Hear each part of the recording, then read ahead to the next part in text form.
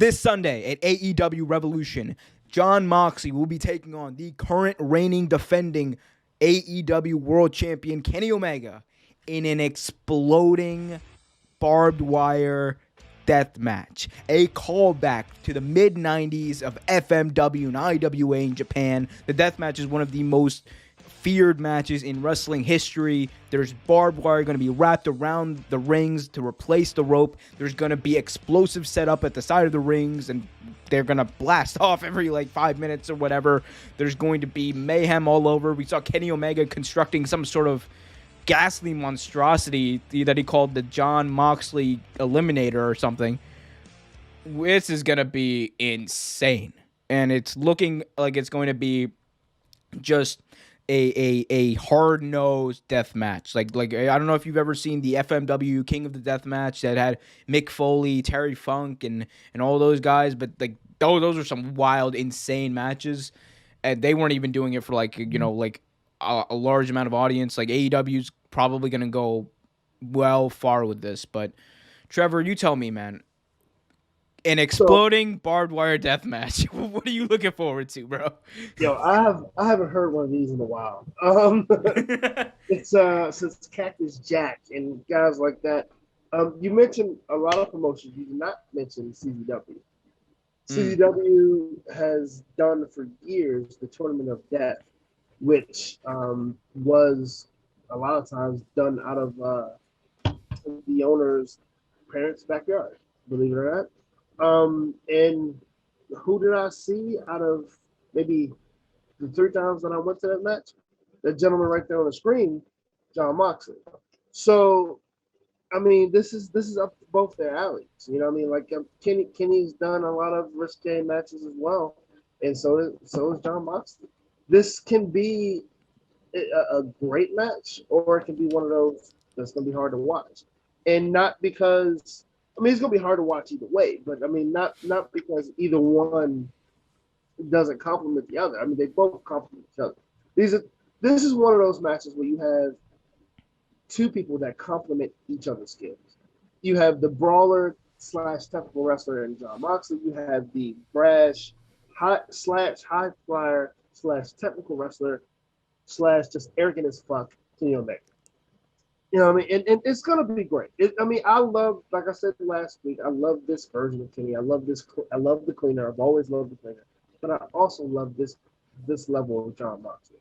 This is CZW, indie promotion, Jon Moxley. And I think it's going to be a great match. I think it's going to be an amazing match. And I can't wait to watch it. Right. And you mentioned it. We've talked about how, or it's been talked about how Jon Moxley, for the past decade, he's the king of the death match. That's what they've said repeatedly is kind of even in WWE they made callbacks to it.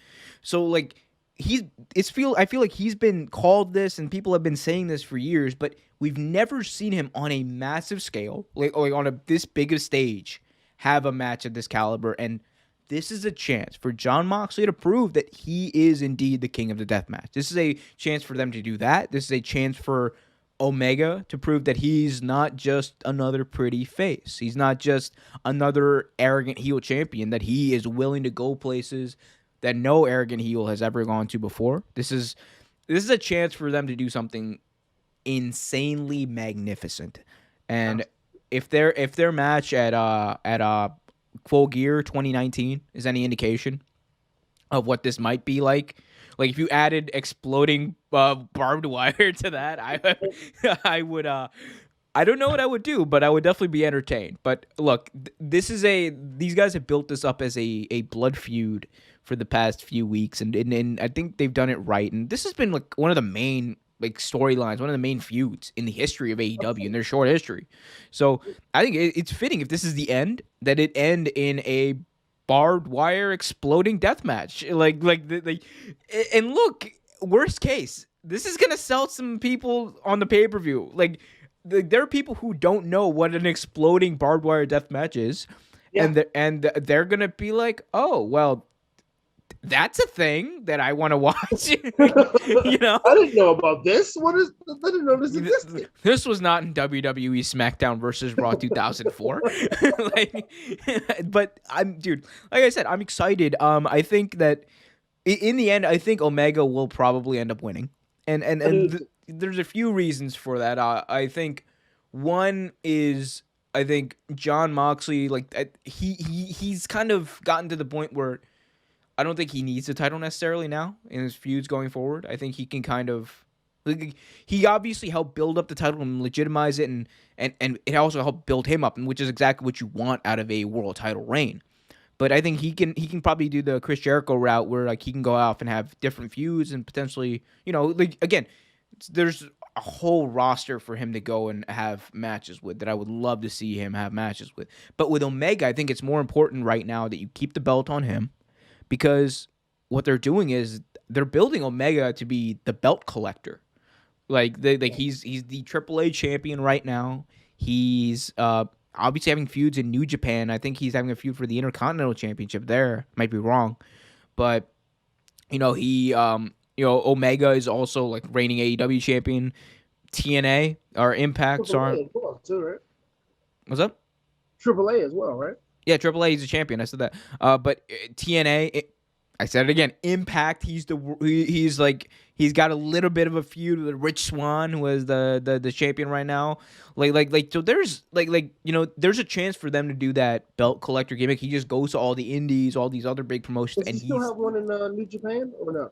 I'm not sure actually. I don't remember, but I do remember he made an appearance at Wrestle Kingdom. So Yeah, I know he did.